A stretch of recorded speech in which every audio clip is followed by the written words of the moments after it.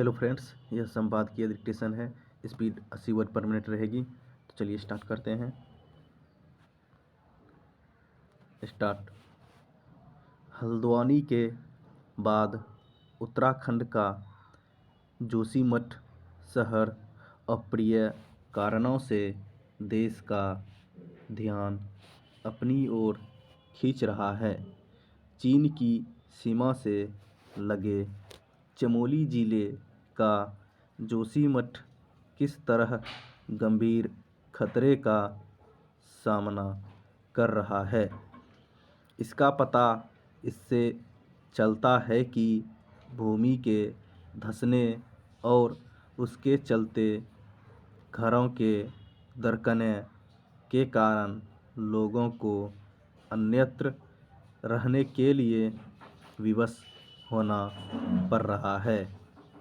चूँकि घरों में दरारें पड़ने का सिलसिला तेज होता जा रहा है, इसलिए करीब 25,000 की आबादी वाले जोशीमठ के निवासियों की चिंता और दहशत बढ़ती जा रही है। इसकी भरी पूरी आशंका है कि आने वाले दिनों में स्थिति और गंभीर होगी तथा इस भयंकर ठंड में अन्य अनेक लोगों को उनके घरों से निकालकर सुरक्षित स्थान पर ले जाना पड़ेगा। अच्छा होता कि शासन प्रशासन तभी चेतता जब घरों में दरारें पड़ने का सिलसिला प्रारंभ ही हुआ था। दुर्भाग्य से ऐसा नहीं हुआ। वह तब चेता जब डरे सहमे लोग जोशीमठ को बचाने की गुहार लगाते हुए सड़कों पर उतरने के लिए विवश हुए।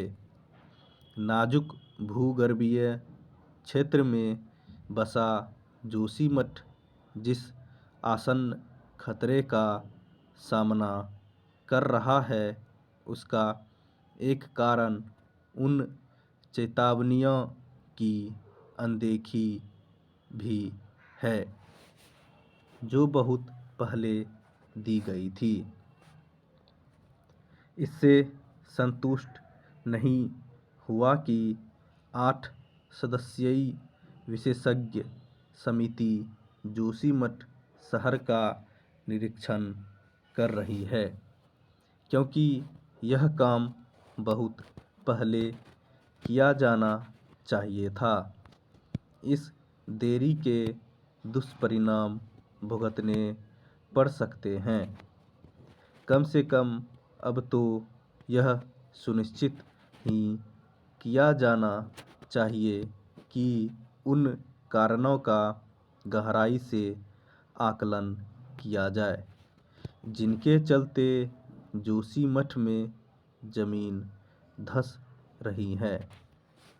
इस पहलू पर विशेष ध्यान दिया जाना चाहिए कि कहीं जमीन धंसने का कारण विकास परियोजनाएं और अनियोजित निर्माण तो नहीं है।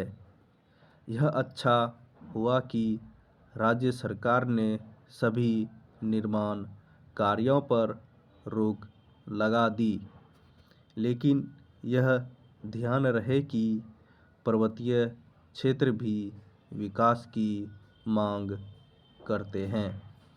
समस्या यह है कि पर्वतीय क्षेत्र में विकास कार्यों को आगे बढ़ाने के पहले इलाके की संवेदनशील भूगर्भीय स्थिति का पर्याप्त अध्ययन नहीं किया जाता।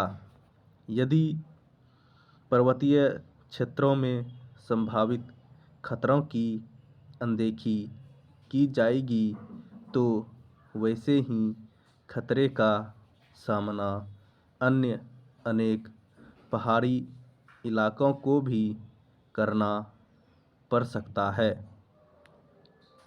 जैसा जोशीमठ को करना पड़ रहा है।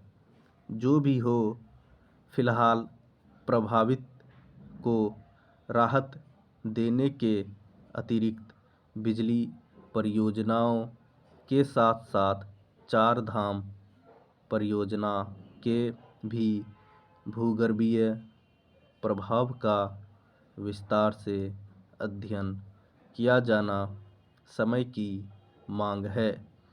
जोशीमठ में जो कुछ हो रहा है उससे देश के अन्य पर्वतीय इलाकों को भी सावधान हो जाना चाहिए, क्योंकि जिन कारणों से इस शहर के लिए खतरा पैदा हुआ है वे कारण अन्यत्र भी हो सकते हैं।